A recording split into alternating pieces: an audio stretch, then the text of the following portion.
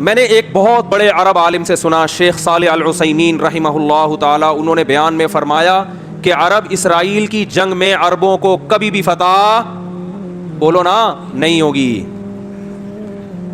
اس لیے کہ یہ عرب اسرائیل کی جنگ ہے. جب تک اس جنگ کو اسلام اور اسرائیل کا نام نہیں دیا جائے گا, اللہ کی مدد نہیں آئے گی.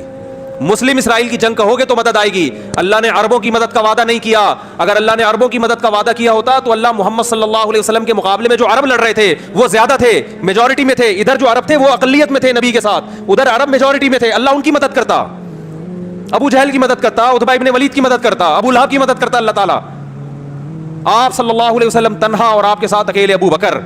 تو بتاؤ, دو عرب اس طرف, باقی سارے, بولو نا, اس طرف. مدد کی ان دو کی نا. اس کا مطلب اللہ نے عربوں کی مدد کا وعدہ, بولو نا بھائی, نہیں کیا. کس کی مدد کا وعدہ کیا ہے؟ مسلم کی, اسلام کی, جو قرآن پر ایمان لائے گا اور اللہ کے نبی پر ایمان لائے گا. اس کے لیے عربی ہونا ضروری نہیں ہے. تو اسلام کی جو دعوت ہے وہ کسی قوم کے ساتھ خاص نہیں ہے. مجھے وہ حدیث بڑی پیاری لگتی ہے. حضرت سلمان فارسی رضی اللہ تعالی عنہ, جو فارس کے تھے, پرشین تھے, فارسی بولتے تھے, جب ایران پر مسلمانوں نے حملہ کیا ہے, حضرت عثمان کا دور تھا غالباً, حملہ کہاں ہو رہا ہے؟ ایران پر. اور حملہ کرنے والے بڑے بڑے صحابہ, بڑے عشرہ مبشرہ میں بھی اکثریت اس جنگ میں موجود. کمانڈ کرنے والے سلمان فارسی. نہیں آ رہی بات؟ حملہ کس پہ کر رہے ہیں؟ اپنے ملک پہ. کس پر؟ ایران پر. صحابہ نے آپ سے اجازت مانگی کہ آپ ہمیں اجازت دیں ہم اٹیک کریں. آپ نے فرمایا نہیں, میں نے رسول اللہ صلی اللہ علیہ وسلم سے یہ فرماتے ہوئے سنا ہے کہ جب تک اسلام کی دعوت نہ دے دو اس وقت تک حملہ کرنے کی اجازت نہیں ہے. تو حضرت سلمان فارسی اپنی قوم پر حملہ کس کے خلاف ہو رہا ہے؟ بولو نا یار, کیا ہو گیا بھائی, بولنے میں کوئی پابندی ہے؟ تو میں بھی تو چیخ رہا ہوں نا, تھوڑا سا آپ چیخ لیں. اپنی قوم کے خلاف لڑائی. تو لڑائی سے پہلے اپنی قوم کے پاس دعوت لے کر گئے. دعوت کا انداز دیکھیں. جب بھی اسلام کی دعوت دی جاتی ہے تو انداز یہ ہوتا ہے بھائی ہم سب تم کو ایک خدا کی طرف دعوت دیتے ہیں, آؤ اسلام پہ تحقیق کرو, یہ دین برحق ہے. یہ تھا نا, نا, یہ انداز نہیں. اس وقت جو اسلام کی سب سے بڑی خوبی تھی نا, اس کو ہائی لائٹ کیا کہ اس کے بعد بھی اگر اسلام سمجھ میں نہیں آ رہا تو پھر تمہاری سمجھ میں نہیں آئے گا. وہ خوبی ہے کہ یا اہل فارس, اے اہل فارس, انا رجل منکم, میں تمہاری قوم کا آدمی ہوں. تمہیں پتہ ہے کہ عربوں میں عصبیت کوٹ کوٹ کے بھری ہوئی ہے. عرب کے علاوہ کسی کو برداشت نہیں, اپنے جیسا کسی کو نہیں سمجھتے.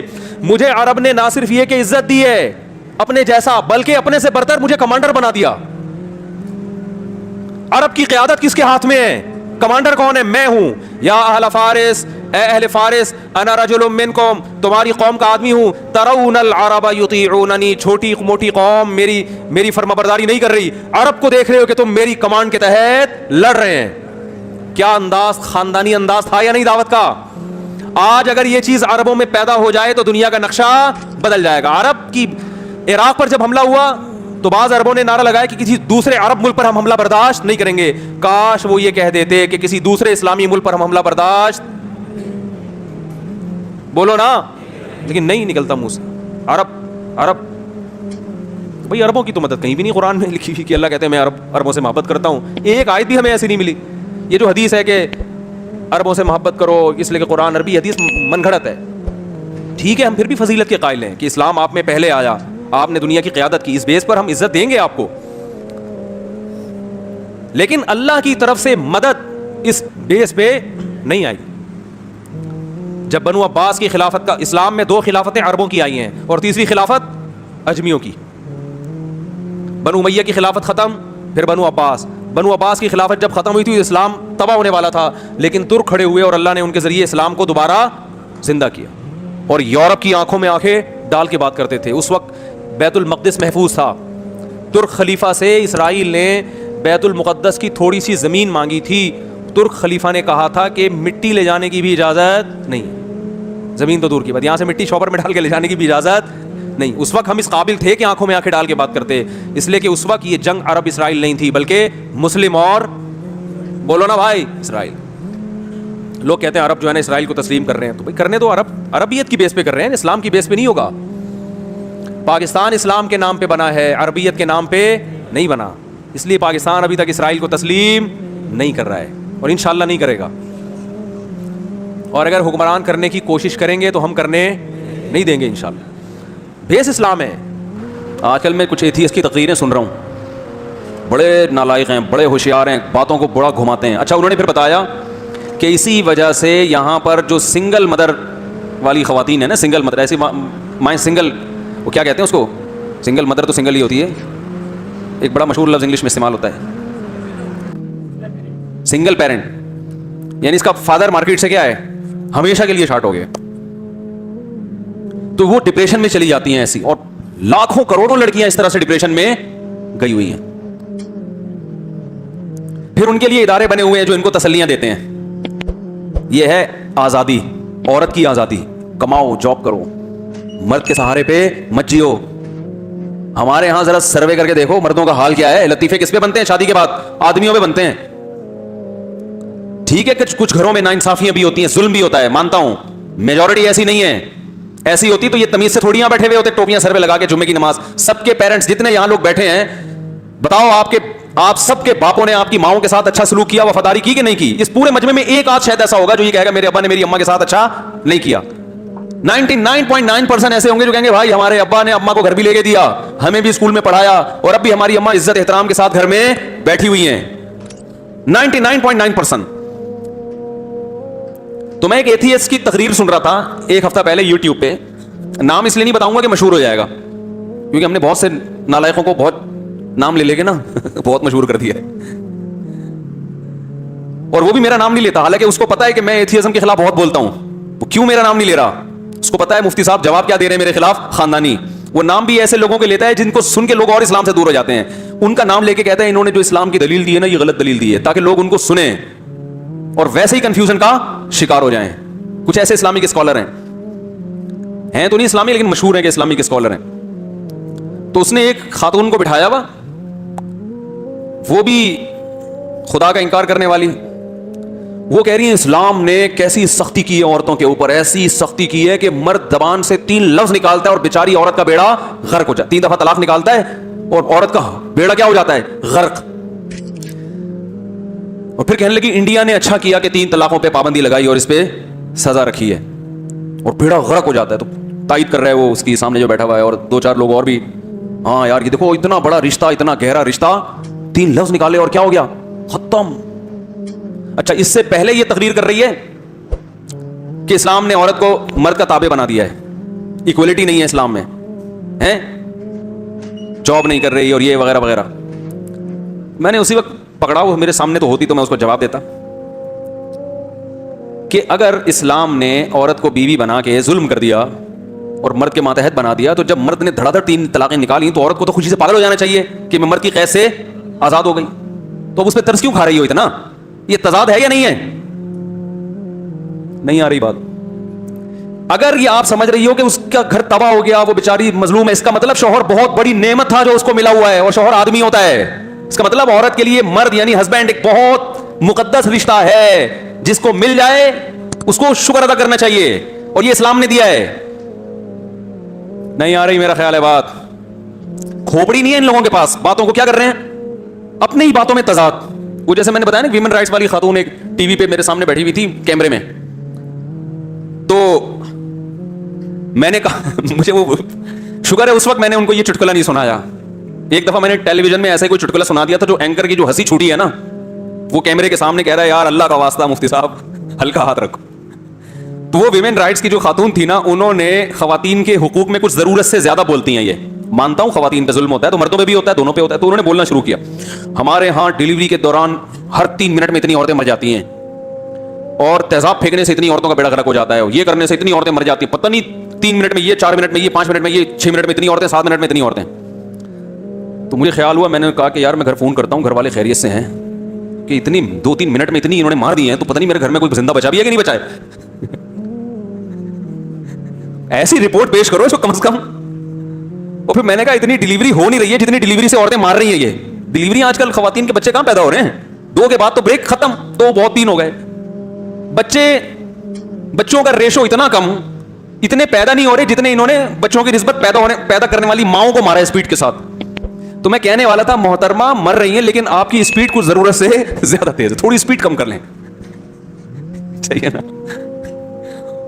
ہائی وے پہ لکھا ہوتا ہے نا کہ 120 سے اوپر الاؤ نہیں ہے, تو آپ 220 پہ پہنچ گئی ہیں, اس کو تھوڑا سا کیا کریں. لیکن میں نے کہا یار پہلی دفعہ کسی کوئی ٹاکرا ہوا ہے ویمن رائٹس والوں کے ساتھ, ابھی ایسی میں نے بات کی تو یہ اپنی انسلٹ نہ محسوس کریں کہیں, اس لیے ہم تمیز سے ہی چلتے رہے.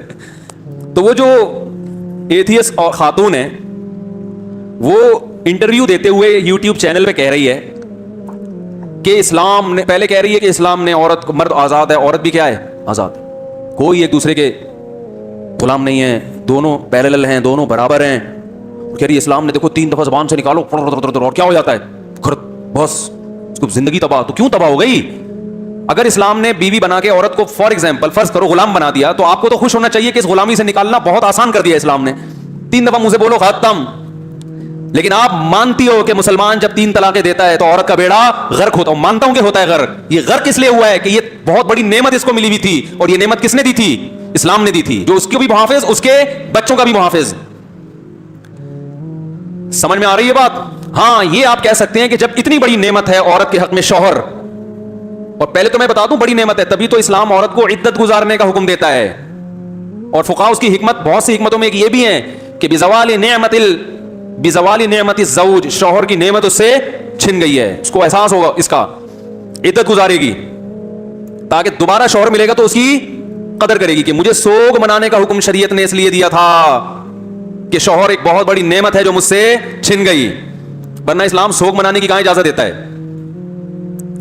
رہا یہ کہ اتنی بڑی, وہ میرا ٹاکرا ہو تو میں اسے بات کروں گا نا, میرا ٹاکرا ہوا نا اس خاتون سے تو میں اس کو یہ پھر دلیل دوں گا, ہو سکتا ہے یہ دلیل اس تک پہنچ جائے. تو یہ ایک الگ بات ہے کہ اتنی بڑی نعمت ہے تو اسلام نے اس نعمت کو ختم کرنے کو اتنا آسان, بولو بھائی, بولتے کیوں نہیں, کیوں بنایا کہ بس 3 دفعہ 20 سال کے رشتے 3 دفعہ زبان سے لفظ بولا اور ہمیشہ کے لیے ختم, اتنا آسان کیوں کیا؟ اس کی 2 وجوہات ہیں. کتنی وجوہات ہیں؟ 2. پہلی وجہ یہ ہے کہ اسلام میں الفاظ کی بہت اہمیت ہے.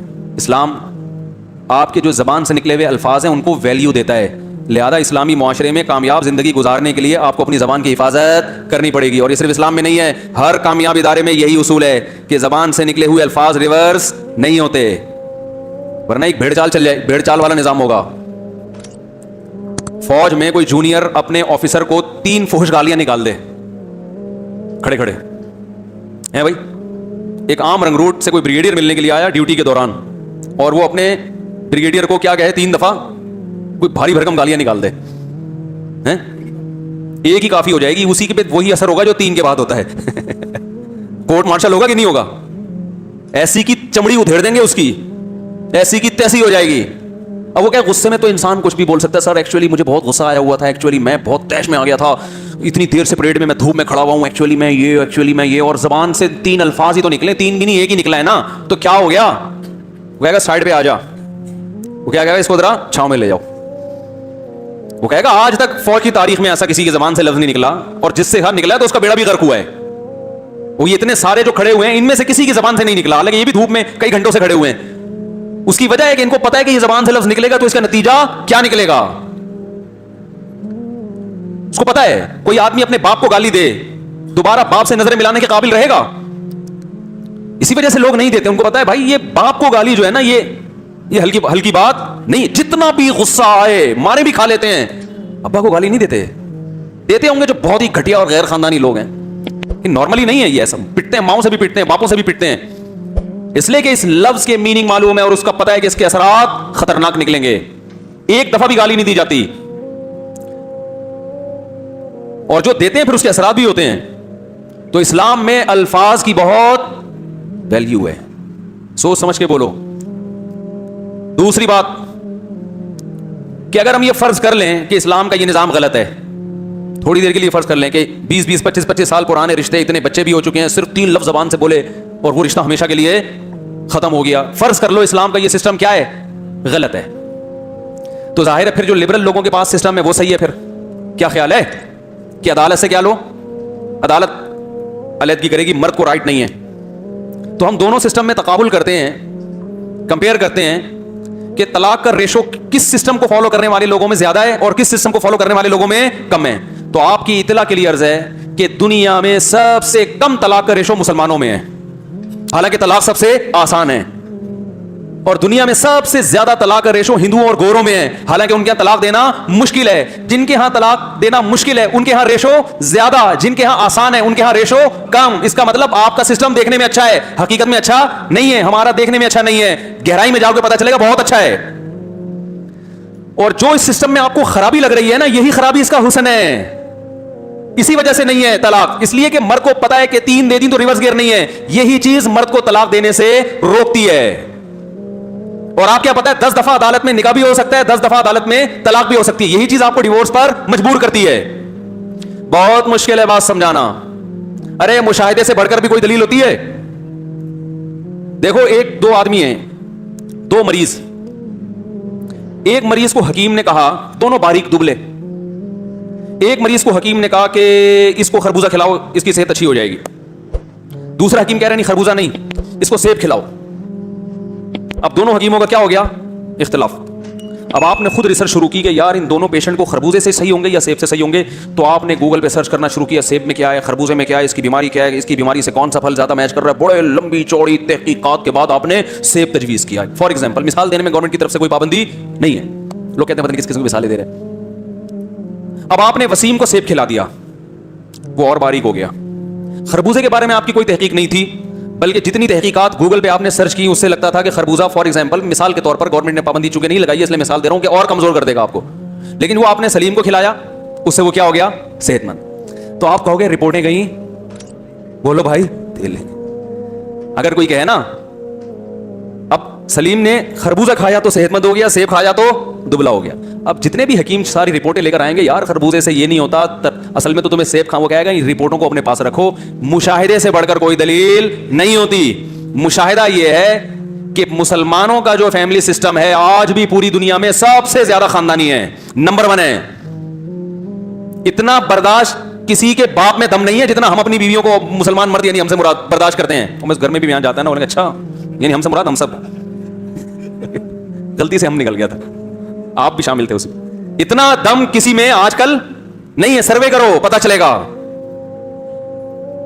جتنا بیٹیوں کو ہمارے معاشرے میں باپ شوق سے پالتا ہے نا, بیٹیوں کا غم اٹھاتا ہے, گوروں میں اور ہندوؤں میں یہ دم نہیں ہے. ان میں بھی چند ایک ہی ہیں, میجورٹی نہیں ہے. لڑکیوں کو پیدا بھی کرتے ہیں, پالتے بھی ہیں, ان کی شادیوں کا بھی انتظام, ان کی ساری ٹینشن لیتے ہیں. نہ پیدائش سے روکتے ہیں, یہ بھی نہیں کرتے, یہ جرم بھی نہیں کرتے. ویمن رائٹس کی باتیں بہت ہیں, مگر جو ویمن رائٹس پہ سب سے زیادہ چیختی ہے نا, اپنے گھر بیٹی پیدا ہونے پہ سب سے زیادہ وہ روئے گی پہلے. سمجھ رہے ہو کہ نہیں سمجھ رہے؟ ہمارے یہاں خوشی مناتے ہیں. کیوں؟ اسلام نے بتایا کہ جس نے 3 بیٹیوں کی کفالت کی, آپ صلی اللہ علیہ وسلم نے فرمایا اضمنت له بالجنہ, میں اس کے لیے جنت کا ضامن ہوں. آپ چونکہ اللہ کو مانتے ہی نہیں, لہذا جنت آپ کی ڈکشنری میں ہے ہی نہیں. آپ کو بیٹی کے پالنے پر کوئی فائدہ نظر نہیں آتا, لہذا آپ جتنا مرضی ویمن رائٹس پہ چیخو چلاؤ, بیٹی پہ آپ کبھی بھی خوش نہیں ہوگے. بیٹیوں پہ تو ہم خوش ہوتے ہیں بھائی. ہمارے ایک دوست ہے ماشاءاللہ 9 بیٹیاں. میں نے کہا یار تمہارا تو مجھے لگتا ہے کہ کچھ کرنے کی ضرورت ہی نہیں ہے تمہیں. 3 ضمانتیں تو تم نے اکٹھی کر لی. او بھائی کہیں جاب جاتے ہو نا, جاب کے لیے تو کچھ پوا ہوتا ہے نا, سفارش ہوتی ہے. ایک آفیسر کی سفارش مسترد کرتی, دوسری لے آئے گا آدمی, تیسری لے آئے گا, تو کسی نہ کسی کی تو چلے گی نا. اس کا یہ مطلب نہیں کہ اب کچھ بھی نہیں کریں. جنت میں جانے کے سارے اسباب اختیار کرے انسان, جہنم سے بچنے کے سارے اسباب اختیار کرے. اسباب تو سارے اختیار کرنے. اب قیامت میں کون سا تکا لگ جائے. بہت سو کی بیٹیاں بخشوا دیں گی ان کو. حدیث کے الفاظ دیکھو, جس نے بیٹیوں کی کفالت کی, کن لہو, کیا الفاظ ہیں یار, کن لہو حرزم من النار, فرمایا اس کے اور جہنم کی آگ کے درمیان میں دیوار بن جائیں گی, رکاوٹ بن جائیں گی. یہ نہیں ہے اللہ, یہ نہیں ہو سکتا. حرزم من النار, رکاوٹ بن جائیں گی. آپ کسی کا رکاوٹ کسے کہتے ہیں؟ رکاوٹ کہتے ہیں آپ کا ٹریک تو وہی ہو, جاؤ اس طرف رہے ہوں.